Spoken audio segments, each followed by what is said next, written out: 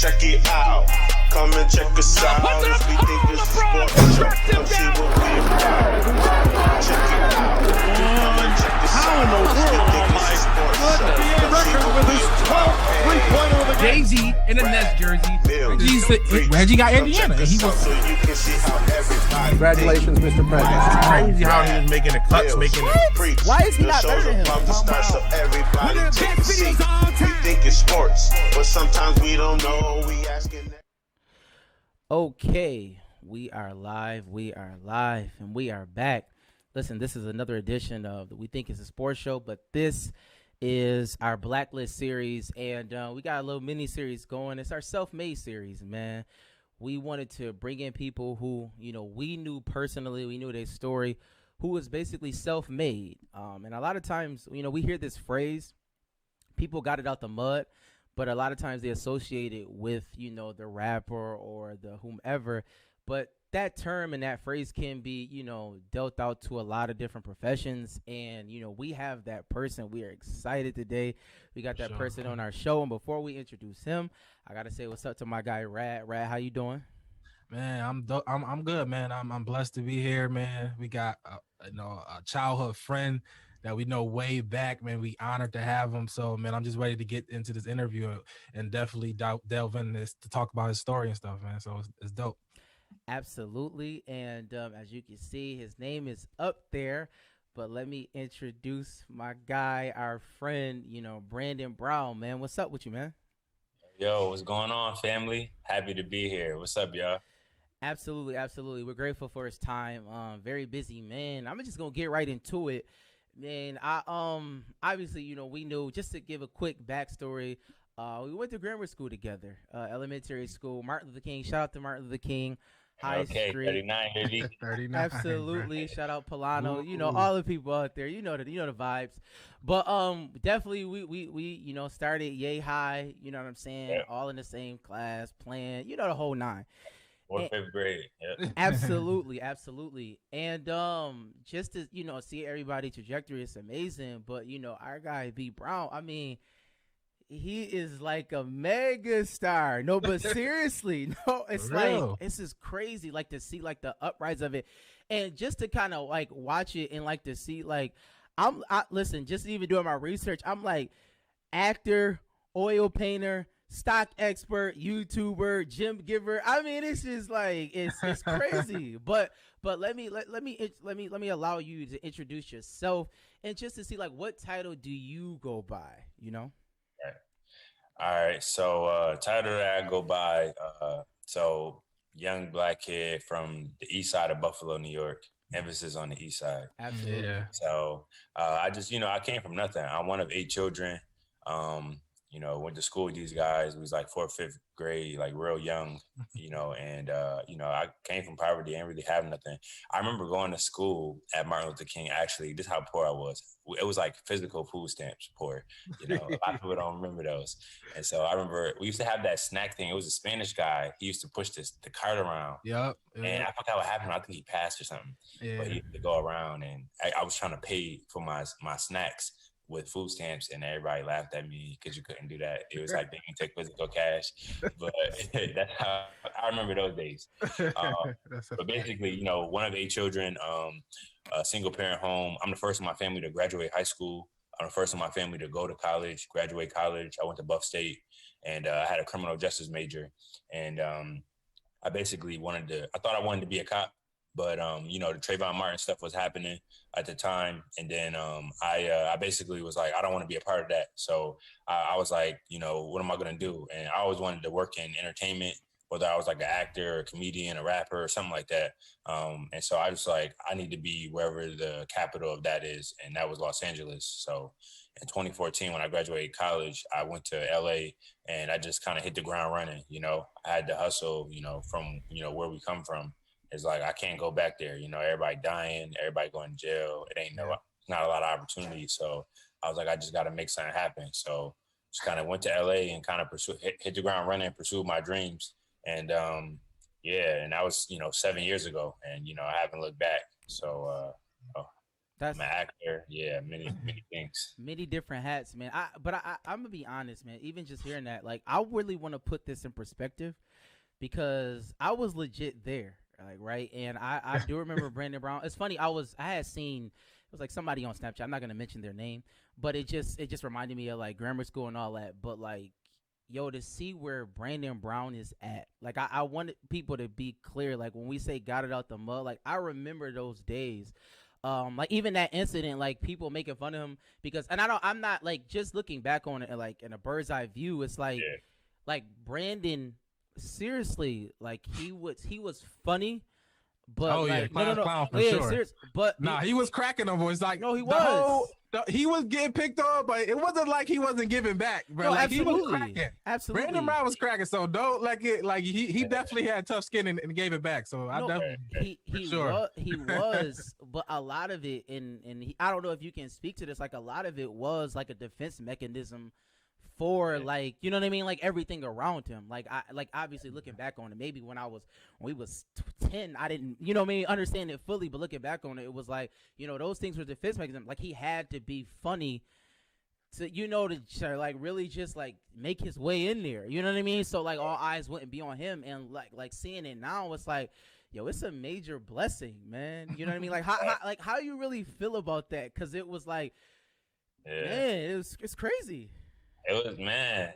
Yeah, y'all saying facts, man. I remember, and I actually tell, like, when people ask me about my childhood, you know, Sam is always like in the mix because I would be like, they were like, "Was you always popular?" Like, I reached a level of popularity, like in like popular, like when I got to high school and on to college. Thanks. But I was like, yo, it was always these guys. It was like Sam Harris, and it was like, who was your best friend? Devontae, right? Was it Devontae? Yeah, it was like Devontae, right? It was like those, you know, and then if the girls couldn't get to them, they was coming right to me. So I was like, I always said that. I would be like, yo, if it wasn't them, I was like right after them. So, you know, it was like, and so, you know, because they was good at basketball too and stuff like that. Yeah. But I you know, yeah, it was rough, man. I still remember, like, you know, the bullies from Deontay Barnett. Like, I just remember. Oh, he dropping names. Oh my god! I just remember. He dropping names. Traumatic experiences. Right? No, shout out to Deontay. Yeah, shout out to Deontay, man. Where right? we at? I just remember, like, you know, just like very good and bad memories of like growing up, like, you know, in our school, and you know, people will clown you for your shoes or if you ain't have a certain amount of gear and all of that stuff. You look back on it, you're like, damn, kids is messed up, man. Like, people was really going through it, you know. Like, damn, they can't help their, you know, financial situation, and so, yeah, basically, you know, I just kind of adapted to every environment, you know, and just kind of like, you know, made with what I had working, and while still, you know, trying to be cool with everybody and you know, and pursuing my goals and staying focused on like what I wanted, and, you know, trying not to do too much, but also, you know, just start trying to be cool with everybody and just navigate through that whole schooling system. Yeah, so you know, this is our blacklist, and it is gonna go towards, you know, he said self-made, but it is about following your passion, right? Yeah. And so I want to talk about, like, you know, what made you even think it was possible? You know what I mean? Because, you know, coming from we from Buffalo, you know, we look at, you know, it's just the LA or movie stars or that seem like so like a big thing because we don't have a lot of role models or people that have done that, made that jump. You know what I mean? Right. So, you know, what made you think, you know, why was that your passion, or, you know, what made you think you can do that? The possibility that it was even possible. What made me think I could do it? I think that, I don't know, you know, it's like something crazy where it was like, almost like I didn't have nothing to lose. Yeah. I was like, I remember I graduated college 2014 from Buff State. I walked across the stage and then I went and sat in my car for 8 hours. And I was like, what am I about to do with my life? It's like, I could go work a regular job, but I know I'm gonna regret this for the rest of my life if I didn't pursue my goals or at least try. So I was like, yo, I need to go out there and make something happen, you know? I don't know. I just had a feeling, like, ever since I was a kid, like, I always knew, like, something, like, I envisioned, it's like a manifestation thing. Like, I always envision myself, like, on TV. I envision myself, you know, on a billboard. Like, I used to, like, I'd be like, dang, I can't wait till they ask me this question on the red carpet. Like, I used to have those talks in my head. And I think that at some point that became a reality because, you know, I just was crazy enough to believe it. And I think it's just like, it's just like having that drive of like coming from nothing, but just know that as soon as I come out here, I'm gonna outwork everybody. I'm gonna come out here to take advantage of the things they take for granted, because I can't go back where I'm from. So it's like I don't want to be another statistic of the city. So I was like, I gotta make something happen. Absolutely. And I kind of want to ask you this because I was thinking about it, and a lot of times, especially we're doing this Blacklist series, and a couple Blacklists ago, we had Rad Dad on. We was talking about public school system, and like the whole thing, and like a lot of times we hear the word statistic, right? And we all, like all three of us, can look back. Seriously, we can look back at 39, and we can pinpoint the people like. Yeah, we seen it. Like, I mean, I don't want to judge, but just like realistically, like just you hear like if after you go down a certain path, eventually, it just leads to destruction. It's like, yeah, we kind of knew that. Yeah, he was wilding, but and like for you, B Brown, like I always knew. Like you know those people around you, but like for you, even like when Rad talked about like being like the class clown, like but obviously we know like those things get you in trouble, right? And like there were certain times in class it was like you would kind of push the envelope, right? It was a line, and then you would like be like a little bit here sometimes, and be like, hey, Brandon crazy, like you know what I mean?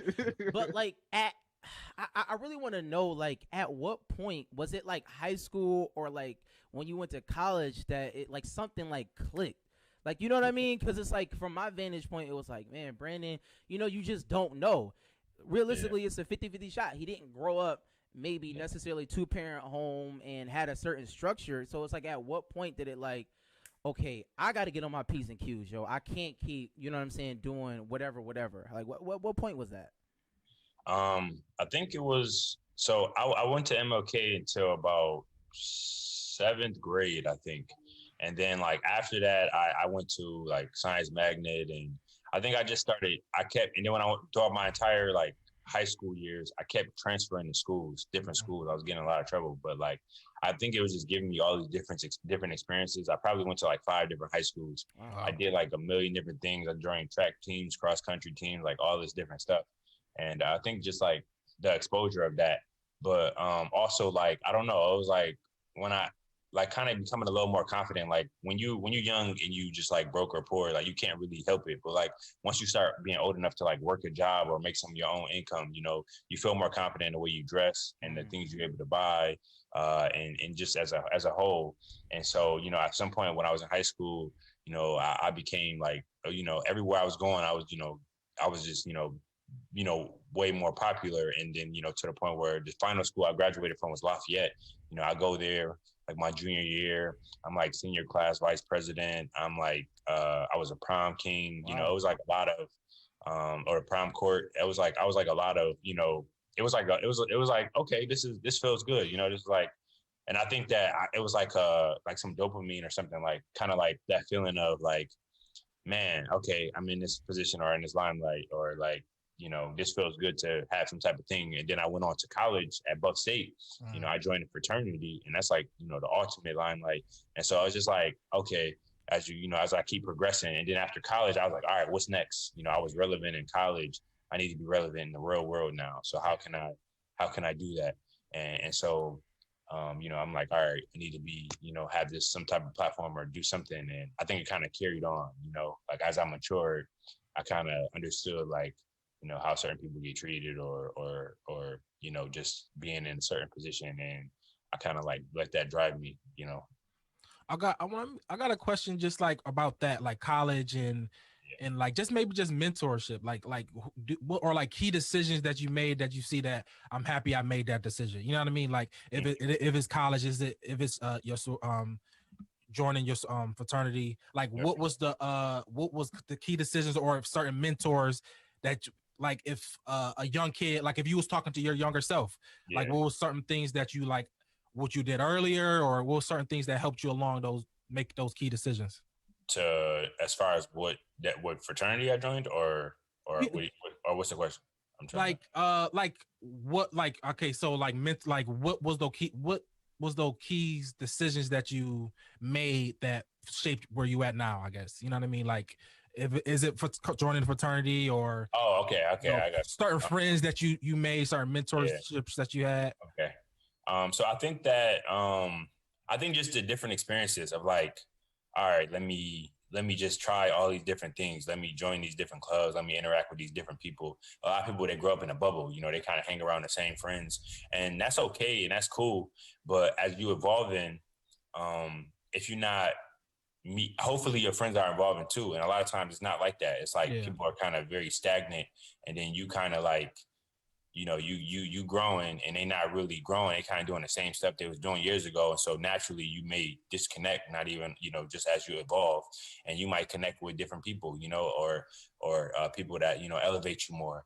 And I think that, because like when you go to college or stuff, like just being in a fraternity outside of like just the flashy stuff, like you have to maintain a certain GPA. Yeah. You have to do a certain amount of community service. You have to do a lot of different things. So I think that just doing all those things, it gives you exposure to people. Like I remember when I first went to Buff State, before I was even in a fraternity or something, I was just like, how can I get my feet wet? How can I just meet everybody and have people know who I am? And they had like pageants and contests and all this stuff. I was signing up for everything, like Mr. Smooth pageant, like all these different like open mics. Like I was just like, I just want people to know who I am and and just network. And I think like doing that, it makes you more comfortable with like basically in this world, you can be successful a lot easier. The more people that know your name, the easier it is. The easier like your name comes up in rooms. Right. Let's say like, some people just might be talking and then podcasts might pop up and then they be like, oh, I know, a couple guys who run a podcast, and they might just pass your name on. So Yeah. you might just know the friend who said your name just from playing basketball or something. But just like the more people the more your name can get in the talks. 6 degrees of separation. Yeah. The more opportunity it can give you. And so I just kind of like just noticed that soon on, and I just, kind of ran with it. Right. Let me say this.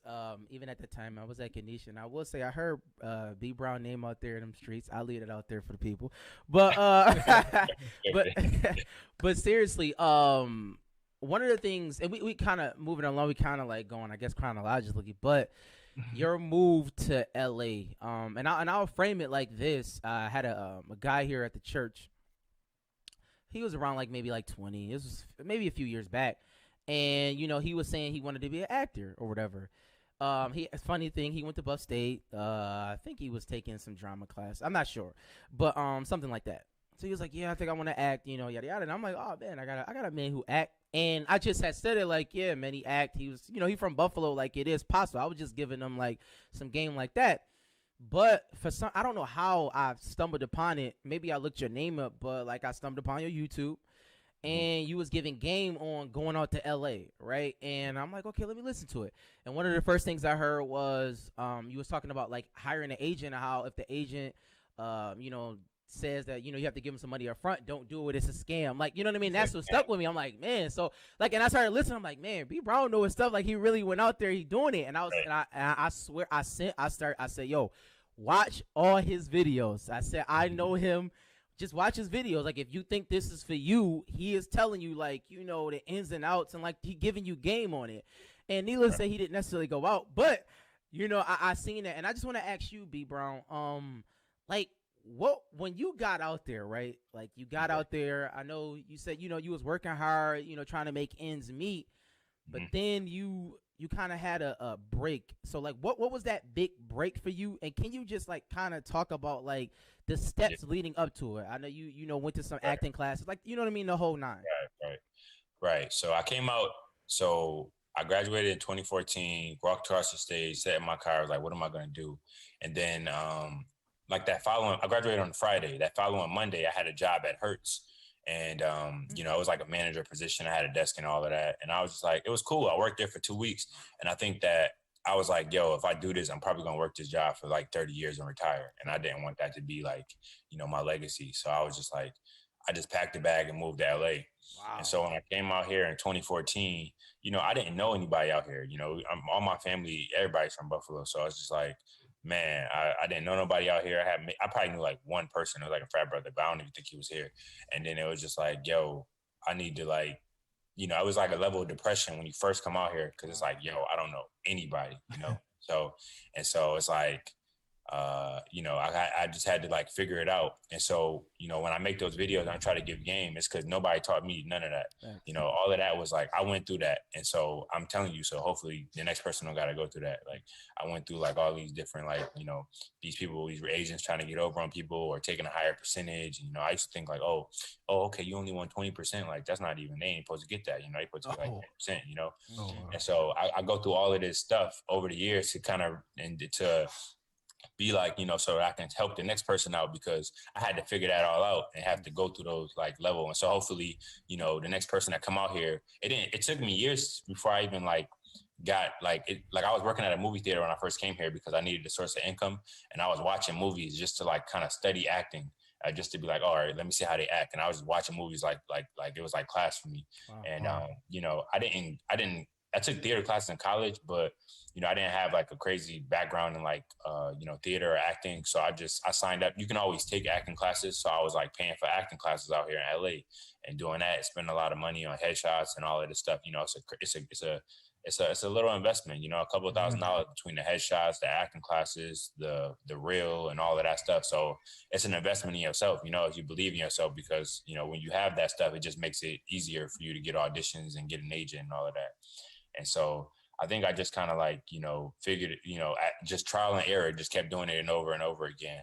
Cause I just kept, going to auditions, hundreds and hundreds of them before I was like, all right, this works, this doesn't work. Mm-hmm. And the more you do something that, if you're only going to get better at it if you consistently keep doing it, as long as you learn from every mistake, cause it's like, if you're not getting, an audition, then you may need like an agent or good headshots. And then if you get an audition, but you're not getting a callback, then you may need acting classes. And then if you get in the audition, you get in the callback, and then you just getting put on hold right after that, then it's like, you just need time, you just need a little luck on your side. So, yeah. Let me, can we do this real quick? Can we like timeline it? Like, okay, so you get out there, you're working, at the movie theater, and how long did it take you to kind of get into that, you know what I mean? Like, what was that process like? Okay, so movie theater, I worked there from 2014. I probably worked there for like 2 years. I remember I was like missing auditions just to work. And when I think about it, it's crazy. I didn't make any money, right? Wow. I worked 4-hour shifts. I would probably make $8 or $9 an hour. It would cost me $10 on a bus. I would buy lunch. That was like $10, $15, and then probably $10 to get back. And I was like, when I think about it, I literally was not making any money. And it was like, it's kind of crazy to think about it. Like I was spending money to go there. I only work 4-hour shift, and I'm making bare minimum. Right. And so I didn't wrap my mind around that until a while. And I'm like, dang, I didn't put all these hours, and I don't feel like I have no money. And so you were, let me just ask you this. So like you were living, like you just had money saved up to like have a place? Like how was that? Yes. So when I moved out there, I had just sold a car I had. So I only had like $2,500 when I moved to LA. Wow. So luckily I got an apartment, which was the blessing, because I looked it on Craigslist the night before. After like 2 weeks of looking, I found an apartment like for my own room, and it was like $600. And so, that's extremely cheap in LA, even, for a 2-bedroom place. And so because I had that low rent, I was like, all right, cool. I got a couple thousand. Let me just start working, and at least I can pay my rent. If anything, I got a place to stay. Yeah. And so, then I worked at the theater, and I think I probably worked there for like 2.5 years before I was like, yo, I didn't come out here to work in no theater, and I was like, I didn't, this is distracting me from, gigs and stuff like that. And so I just kind of quit and just kind of like pursued acting like full time after that. And, I started from the ground, like with the acting. It's like, sometimes you hear people like, they just move out, they just like get famous for something else, and then they like get put in movies or shows, or they just come out to LA and they like just pop. And it's like, it wasn't like that. Like it was like very ground. Like I was doing like extra work, like doing student films at USC, like short films. I was like extra background, all of that, like just walking by in the back, just to like, just to be like working on set, just to like get in the business of like, let me see how stuff will get shot. Cause if you're on set long enough, just doing background, you could see like how to make a movie, because it's like competitive. People do that. People do background stuff every single day. They need them. And so it's just like, they'll pay you and you get to, see it. So I think I just started from the ground up, and it probably was like, honestly, like, I've been out here 7 years, probably like within like my last 3 years, where it was like, way better. Cause it was always like one step up, like one tiny step. And I'm like, when am I going to like kind of skip, like kind of do like a leap. And so, you know, every year got progressively better in terms of things that I've done. But I think it was about 3 years ago where I was like, or like even before that, like probably like I booked a Nike commercial, and that was the first big commercial I ever booked. It was for LeBron James. Yes. And I was playing LeBron James. Yes. Right, LeBron James. And when I booked that, it was like I had to audition like 5 times for it. They just kept bringing me back in. And what I do, I go in the audition room. I'm just complimenting people. I'm just talking to them, just kind of being friendly and stuff. And, you know, I didn't think none of it. You know, I was already like 20 something, and it was like playing a teenager. And I was like, all right, we'll see.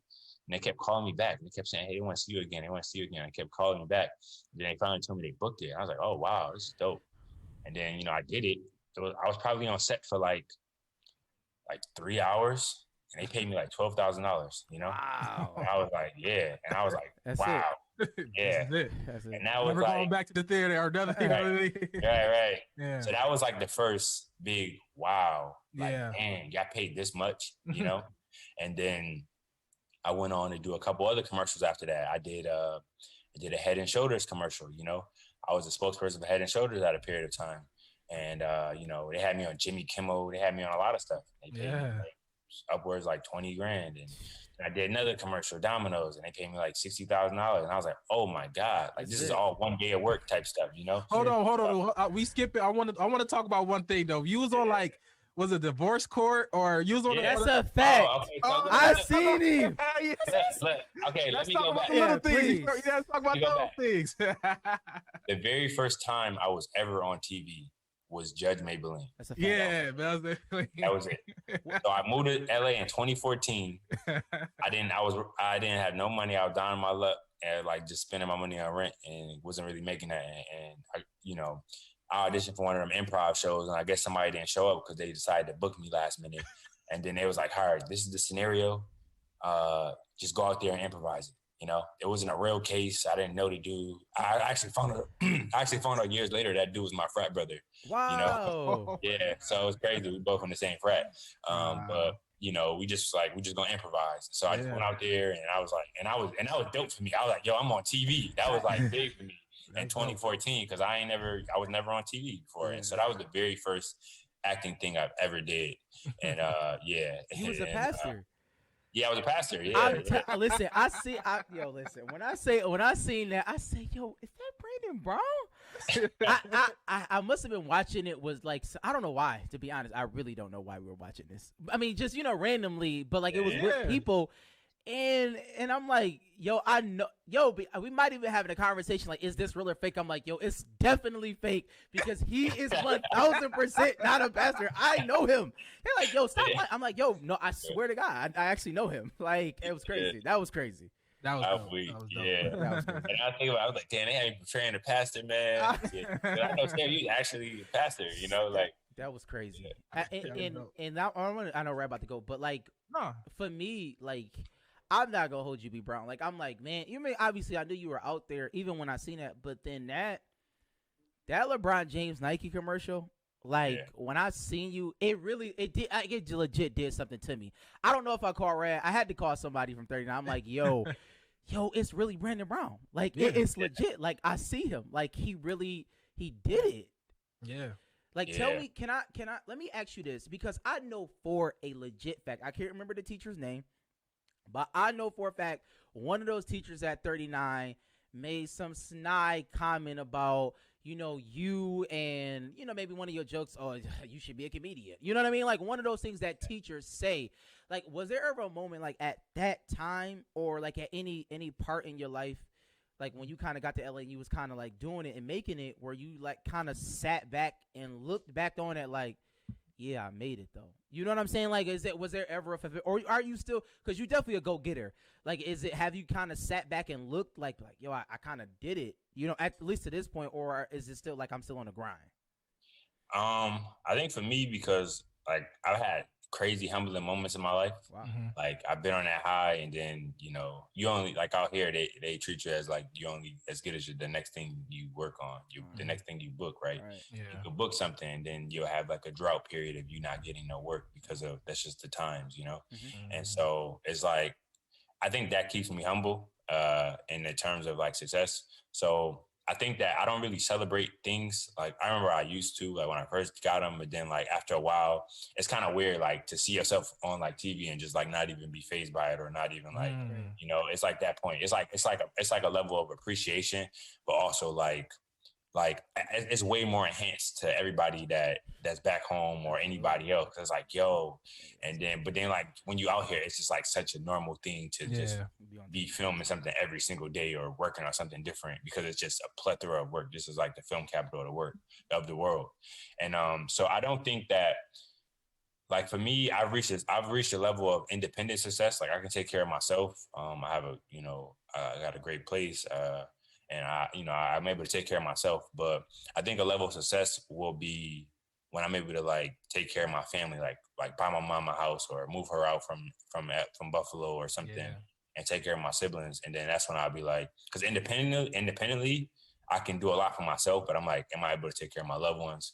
And so I think that until I get there, I don't feel like I've reached a level of success.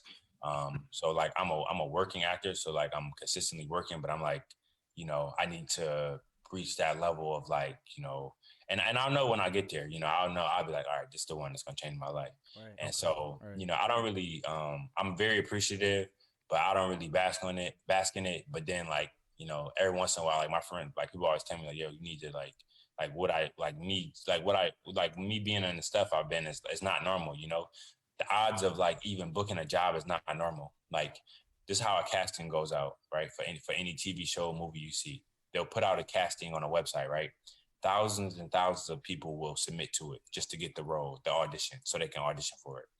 The casting director will only select maybe 100 people or less, just to even audition for the role, right?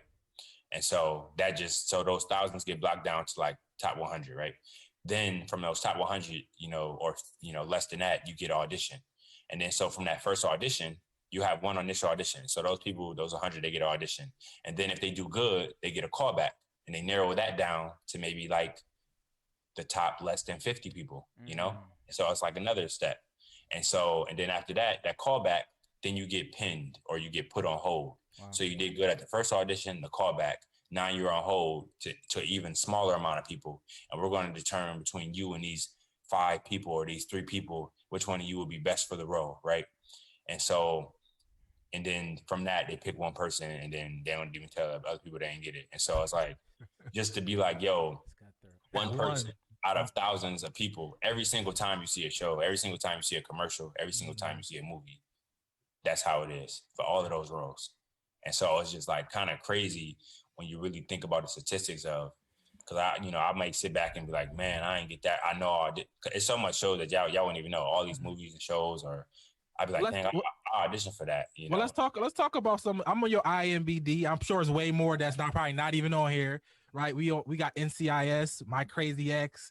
We got Tom Segura, Martha and Snoop, The Coroner, Shootouts, As Devil Does. Like all these things that you've done. Like what was the ones that I guess that stand up that was like, wow, you was most proud of so far, you know what I mean? And what's some things that, what's some people, some actors, some people you met, that on your bucket list, or that you was like, wow, I'm crazy, I met them people, I think that for me, probably the ones that stand out the most, I mean, Power would probably be the one. Yeah. And that was like as of last year. So that one was like, the most, I wouldn't even say it was like the most acting I've done, but like, because I've done a lot of other stuff, but it was just like, I guess the show is so popular that, people would be like, yo, you're from Power. Like, and I'm just like, oh, okay, that show is like really like a big thing for people. Because for me, it was just like, I would just looked at it as like another day at work. But, the fact that it still resonates with people, or just like kind of being familiar. So that's definitely like probably like one of the coolest things I've done outside of just like the commercials. Like a lot of stuff is not even on there. That IMDb tracks like TV shows or movies. Yeah. But like, me being on like Jimmy Kimmel was like a highlight for me. Mm-hmm. That's on YouTube if you look it up. But like, it's just like, just being like the spokesperson for a company, or, I did like a thing with Kanye West at the Hollywood Bowl, and he hired like performers to like be in his choir, and I'm like on stage with Kanye and there's thousands of people in the audience, and it was just like, some of those moments was like will have to be like my favorite moments of all time, And then I got my favorite like just moment just because they was like they paid me a lot of money, but it wasn't really nothing. So it just Yeah. What was we talked, I mean, I'm sure there are a million high moments, right? Like, obviously for the common person, but you're, rubbing elbows with, the people that we literally see on television. Like, you know what I'm saying? And it's amazing, especially to, so many people, but for you obviously it's another day at work. So we know like you're only human. So like we hear the highs, but like the lows that you had to deal with. Like I know you said, when you first went out there, moments of depression, like, I don't have any friends out here. It's just me. But like even through success, right? Even through like making the X amount of dollars and, weaving your way through the world, it's like, what was kind of like did you have any lows? Like, man, like this, like, what am I doing? Or something like that. Absolutely. I can't say that a lot of people were like they'll have like I was living in my car, homeless. Yeah, nah. I was actually like I can't say that I've had that experience. I actually did like sleep in my car when I first came here, but it was by choice, not because I necessarily had to. I rented a car and I was looking for apartments and I didn't want to pay for a hotel because I needed the money for rent. Yeah. So I rented a car for a couple of days and I was just like, let me just pull into a nice neighborhood and just like lean my seat back type. And then I would just like shower at like the gym or something. I did that by like choice. I didn't necessarily, I was just trying to like save some money. I probably did that for like 3 days or something like that. Wow. But I can't say that I've had a moment of, luckily I've had moments where I was like, just like had enough money just to even pay my rent. But then I was broke after that. Cause I was like, that was always the main thing. Make sure you got a place to stay. It was like, if you don't do nothing, just like have enough money, like, 2014, 2015, just like have enough money to just pay your rent. Right. And so I've had those moments. And then, just having like a period of like acting like where you're not booking work. Cause I was not good at first doing this, Wow. I was not good, I was auditioning a lot and like hundreds of times. And like my agent was like, yo, you gotta take acting classes or something, cause it's not like, you're not booking. And these agents, they'll drop you. They don't care. They'll just be like, oh, we sent you on 20 auditions. You didn't book one. We got to get rid of you. We got to find somebody else, Wow. Yeah, they have no patience. And the odds of actually booking a role, you might have to audition something like 20 something times before you book one. So, that's like the statistic odds. Where you get that, like, where you get that drive from? You know what I mean? Where you get that, like, cause I mean, how many no's you had to get? The average person is like, man, you know what I mean? People get denied from a girl somewhere and they never gonna talk to a girl again. You get denied all the time. Where you get that, where do you get that from to keep going? You know what I mean? Because that's, that's you got to build that. You know what I mean? That ain't right. It's actually bizarre when you think about it because going to an audition is like going on a job interview every day, multiple times a day, because you might have 3 or 4 auditions in a day. And it's like going on a job interview every day and getting rejected 90% of the time. Wow. Knowing that you're going to get rejected 90% of the time, but just like being hopeful enough for that, 10%, maybe, maybe this one, right? It's kind of crazy when you think about it because when you go in an audition room, you think you're unique in the world and then you go and then it's like this role, like we're looking for young black male, 6 foot something inches, basketball player and all American, grownish or something. And you go in there and you see all like 30 of you, and you like, oh, I thought I was special. It's like, nah, Wow. we got a whole bunch of different options. Humbling. And so it's kind of really just like, man, being hopeful, and just kind of like I've had periods where I was just kind of jaded, where I'm like, all right, I'm not booking or I keep auditioning and it's not sticking. I'm like, yo, forget this. And now I like bask in that for like a day or so, and then the next day I wake up, I'm like, what else am I going to do? I can't work for somebody at this point, like after you've been exposed to this stuff. And it's like, you can't work for somebody because your work, when they pay you X amount of money for being on the show or for a day's worth of work, you're like, oh, this is what people actually supposed to be getting, Oh, damn, I was making $9 an hour. And now it's like, oh, you can make like $9,000 an hour. It's like, yo, oh, this is what people actually go, Right. And so it's kind of like, dang, like you can't really go back. So I'll have moments in like throughout the years where it's like a depression or like a not booking phase. Every actor goes through it, no matter how big or small. It's like a period.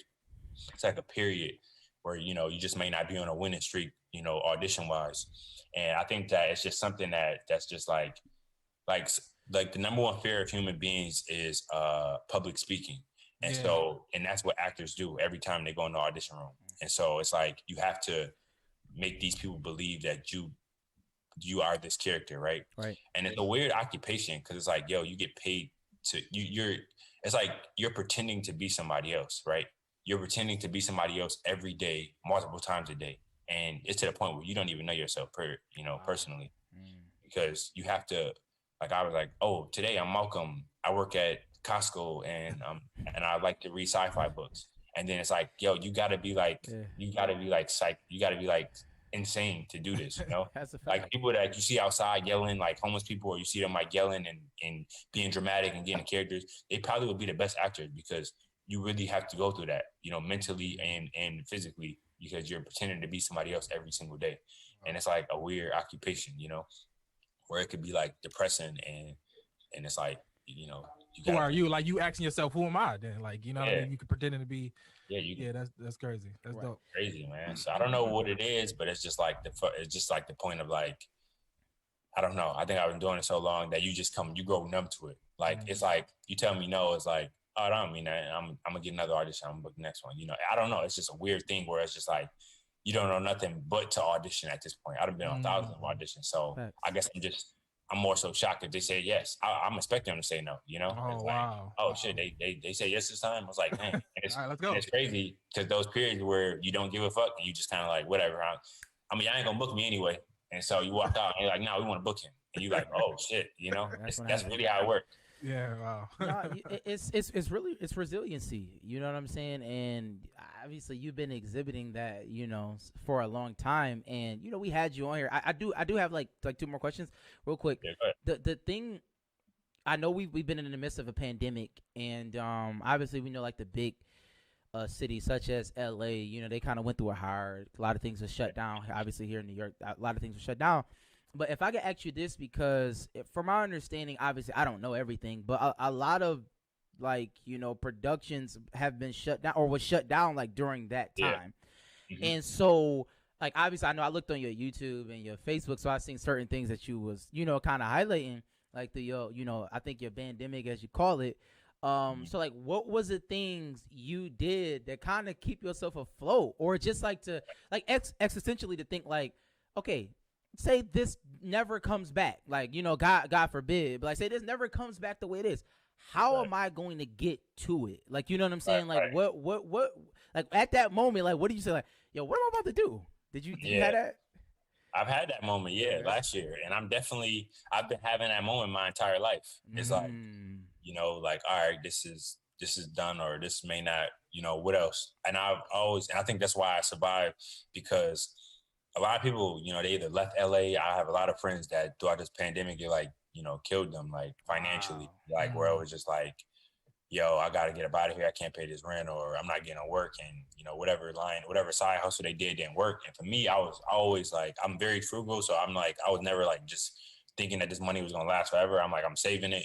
And then also it's like, I was always looking for different streams. Like I was never like, I'm an oil painter. I learned how to paint because I was like, I went to museums and I was like, oh, art is selling for that much, thousands of dollars. I was like, I'm gonna paint and I'm gonna learn how to sell art, and people pay me to do commissions. And then I paint them, and then, you know, they pay me money. And so I was like, okay, cool. I'm gonna look for that as another stream of income. You know, I was blessed because the stock market crashed last year when the pandemic happened. And I was investing before, but I didn't know. I was invested since 2018, but I did not know like the first thing of like what even I should buy. I was kind of just really like randomly picking and choosing. And I actually like bought like courses and like took, you know, all these people who know about the stock market. And I learned like a lifetime worth of information throughout the entire like last year. Wow. And so I luckily I put all my money into these stocks that, you know, we buy every day that just makes 100% sense now. And I'm like, dang, I can't believe I didn't know this. Like, all right, I got an Apple, I got an iPhone, I got a MacBook, got an Apple Watch. It's like, why don't got Apple stock? It's $100-something, you know? And the more that you buy these products, the higher it goes. And, you know, people complain about these people getting rich, but it's like, you just buy their companies, you get rich with them. Right. So I was like, oh, you know, no brainer. Microsoft, Apple, like I'm just like buying these companies that we use every day, Nike. And I'm like, and I caught the pandemic when the market crashed and everybody thought the world was ending. And then now we back up at all-time highs, Yeah.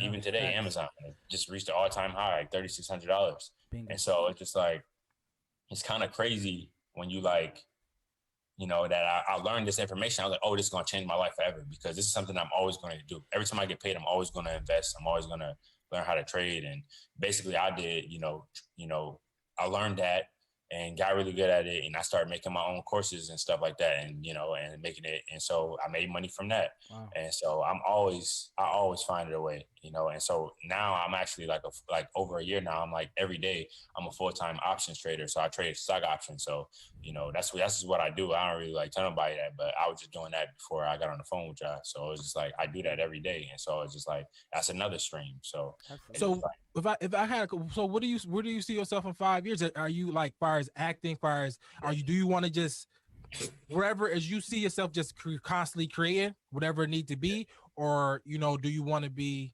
the biggest actor in the world? I think that so when I first came out here, I was like, oh, I want to be a movie star and this and that. And I've had things that happen in my life, and I'm just like, I'm kind of glad I'm not like in this limelight because everything would just be like blown up and just kind of crazy. Yeah. And so I enjoy my privacy. I don't think I want to be. It's like kind of like contradicting to be like, I don't want to be famous, but to be an actor and be on TV, right? Yeah. Our acting coaches, they'll tell you shouldn't want to do this for fame. And it's like, if you're a good actor, then you're going to be famous, Yeah, yeah. And so it's like, I think that I don't want to be, I know it's going to come with it, but I don't want everybody, I don't want like the crazy, like Kardashian, like you can't even eat outside and somebody like paparazzi, Yeah. I would like it more exclusive, like Denzel got his thing where he's famous, but you don't see him out. You don't, he just come out to what he wanted to come to, and he got his private life with his family. And that was Will Smith before he went on social media and stuff. So it's just like, I kind of want like, I want like my, my privacy while still pursuing it. But I've always been more business minded. So acting is really just like, even though I do it, I don't look at it like, that's just one of many things I do. It's not like, I'm not even trying to be like some crazy movie star. It's just something that I can consistently do just because it's just like, it provides me a stream of income. I'm more so business oriented. I want to like own businesses just so I can keep that money coming in. Yeah. And then acting can be something I could do on the side or something. But like, I want to own like, a laundromat and a barbershop and, and like all these different types of businesses that, that we've had to use our entire lives. Yeah. And kind of do those things more so than just kind of be dependent on just like waiting by the phone for an audition. Cause once you get older, you kind of just realize you hit a point where you can do acting your whole life, but you want more stability, you want more, right. You want more stability. So it's important to make those investments in good business decisions now so that when you reach a certain age, you don't have to be so dependent on whether, you're going to be in style in the acting world in a couple of years or, or something like that. So I want to just run businesses. And we about to get off. So you want to own business in Buffalo or where you're? Or just I want to own businesses everywhere. I think that in Buffalo, like I would buy a house in Buffalo before I bought a house in Cali because it's just more affordable, So I think that I would have to buy a lot of houses in Buffalo just because they're more affordable. Because you can probably get 3 to 5 houses for one house out here. Every house out here is at least $1 million, and so it's just like you get those houses and like rent them out, and then you can pay. You can use that money to pay for whatever house you get here. Yeah. And so I would have a house in Buffalo. I mean, I would have a house there. I would have probably like those businesses there. And then to the point where, I could kind of like do both, like between here and there. Yeah. Because it's always going to be cheaper there. And then I also think about like just I may be able to charge more here or like make more money like here. Like a haircut back home in Buffalo. If I had a barbershop, a haircut back in Buffalo, it's probably like what, $15 to $25, something like that. Yeah. And out here it's like 40, 50 minimum. Yeah. Like, and that's a normal thing. Yeah, I've been it's taxing. And so you just kind of like, okay, so I probably would do both, honestly. What I want to do for Buffalo is actually bring because I'm vegan. I've been vegan for 5 years. Wow. And we don't have any vegan restaurants there. We only have like one or something. And so I want to like open up one there because what they do the vegan food out here is crazy, you know. It's Yeah, not like salads. I got a question for you because I mean, like Griselda, Buffalo, Buffalo, the Bills doing good. Shout out to Overdue Bills. Like Buffalo is on the, I mean, like we being more noticeable. Like, what I'm saying, I wanted to ask you how you feel about, your transition, like how would you have effect back home? You know what I mean? And you just said it, but like just go into like things that, Buffalo, do you see Buffalo coming up? Do you see Buffalo having, we are poor, but do you see a way that you can affect Buffalo? Yeah, so I'm definitely like proud of the Griselda people because they kept it more Buffalo than the only person we really had was Rick James, and Brian McKnight, but he don't really playing Buff. Brian McKnight from Buffalo? Yeah, you know that? Oh, thumbs down to Brian McKnight, bro. Yeah. He's from Orchard Park. But, he's from, I seen him at the airport. And I'm like, bro, why you don't claim Buffalo? Oh, yeah, thank you. Yeah, he's from Buffalo, born and raised. Are you serious? Wow. Yeah. Wow. And so, but he's just like one of the people who just kind of just wanted to be disconnected from that. Yeah. What Griselda did was unbelievable because they repped it to the fullest. Like they named their songs after streets in Buffalo. Yeah. They had Claire on the album. Like we all know it don't get no more Buffalo than that. Everybody in Buffalo knew who that person was. That's exactly. Yeah, and so just to see, like, just for me to be watching, like, Jimmy Fallon, and he's, like, holding up Claire's face, and I'm like, wow. Like, they really putting on for Buffalo, People putting respect. That means a lot. And hopefully I get to a point where I can, like be doing that or hosting, like have a foundation there and all of that stuff. And so I could really, because that's really what all I want, just people to put more respect on, like, our city and where we come from. And do that. And so that's, I really plan to do that. I think I have to be in a certain position to be able to do that effectively because I live over here. But that's the first thing I would do. Like if I was a rapper, I would be doing all of the stuff that Westside Gunn is doing, how he got a store in the mall. He's keeping it Buffalo. I was in the airport literally when I was just there. He had, his face in billboards or posters in the airport. Yeah. That is crazy. That is crazy. For him to be like doing that. And so I'm just like, yo, he's keeping it real. And between that and just trying to stay in like the positive light because half of me like is like, yo, I want to like go so hard and then for the city, and then when I get there it's always like some stuff like something just happened, bro. Yeah. I went to literally a year ago. I was there for a block party on Combs or something. Oh, you was wilding though, B. Yeah, you was. I shouldn't have been. You was wilding. Yeah. Shouldn't have been there. Looked outside, everybody walking around with it on, and then lo and behold, that was crazy. They start shooting it up, and people pass. So it's just like when you're in the midst of that, you like, man, I want to just be as far away from this as possible, for sure. And so, but then I just want to hopefully.